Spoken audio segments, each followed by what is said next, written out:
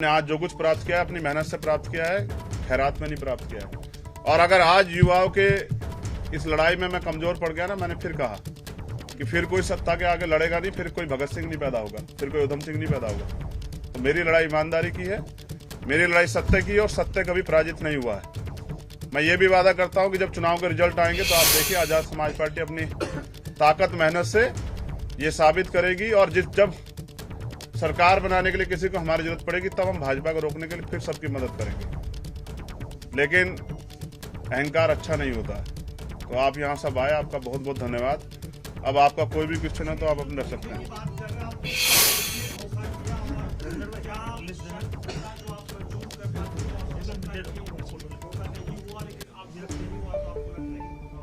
देखिए, मैं समझता हूँ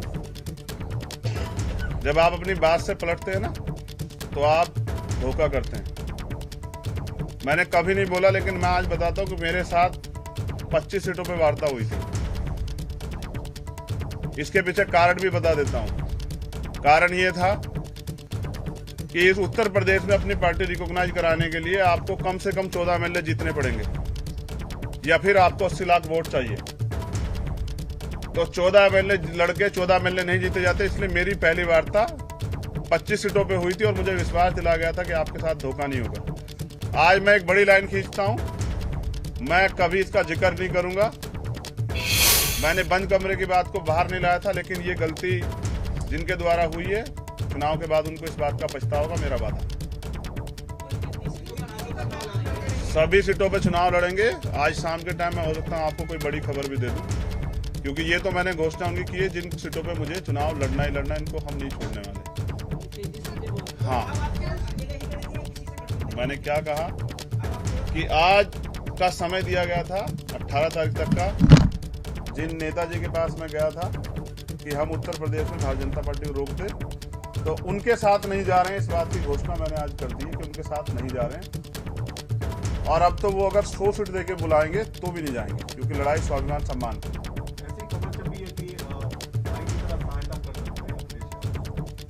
हाँ, सहायता करेंगे, सहायता करने के लिए तो गए थे, लेकिन वकील हैं हम और पढ़े लिखे हैं।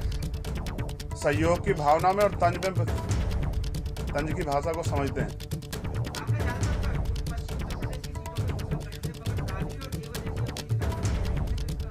मैंने क्या कहा कि बाकी सीटों की जानकारी, क्योंकि अगर हो सकता है आज के बाद हमें आप सुनना चाहेंगे तो जरूर देंगे। डिजिटल का दौर है। भीम आर्मी आजाद समाज पार्टी के कार्यकर्ता बहुत मजबूत है, गांव-गांव तक है।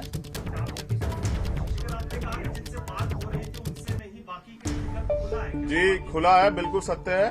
और छोटे छोटे दल अभी 50 की संख्या में मेरे ऑफिस में बैठे हुए हैं। लेकिन आज मैंने समय दिया था, आपसे बात करनी थी, वो बात क्लियर करनी थी जहां लड़ाई लड़ी गई थी।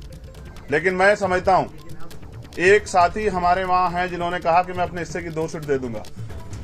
मैं उनको ये वादा करता हूं कि जिस सीट से वो लड़ेंगे, आजाद समाज पार्टी वहां प्रत्याशी नहीं उतारेगी, मैं उनका समर्थन करूंगा। क्योंकि मेरी लड़ाई आरएसएस और भाजपा से थी, उनसे तो कभी थी नहीं।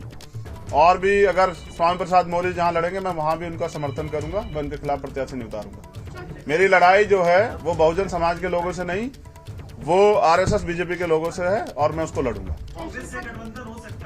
मैंने क्या कहा कि शाम तक आपके सामने सारी चीजें बड़े प्लेटफॉर्म से भी रख सकते हैं। छोटे भाई कह रहे थे खुद को कि छोटे भाई की तरह हमें एक्सेप्ट करें अखिलेश यादव, तो आप बसपा के पास क्यों नहीं जाते, बहन जी के पास क्यों नहीं जाते? आप रिश्ते में भी आप कहते कि मैं उनसे छोटा हूँ, बुआ है वो मेरी, तो आप बसपा से क्यों गठबंधन की बात नहीं करते? 2 साल से प्रयास कर रहा हूँ। आप बात करवा दीजिए, आप बात करवा देंगी तो मैं जवान वाला हूँ। बहनों से कभी झूठे वादे नहीं करता हूँ। मैंने कभी अपनी माँ को दिया हुआ वचन नहीं तोड़ा। आप बात करा दीजिए, मैं सोचूंगा।